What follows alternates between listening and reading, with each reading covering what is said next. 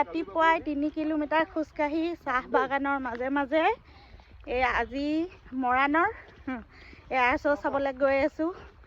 যুদ্ধ বিমান আৰু বহুত ধুনীয়া এটাত মানে ৰাইজৰ সমাগম ঘটিছে। চাব ভিডিঅ'টো শেষলৈকে।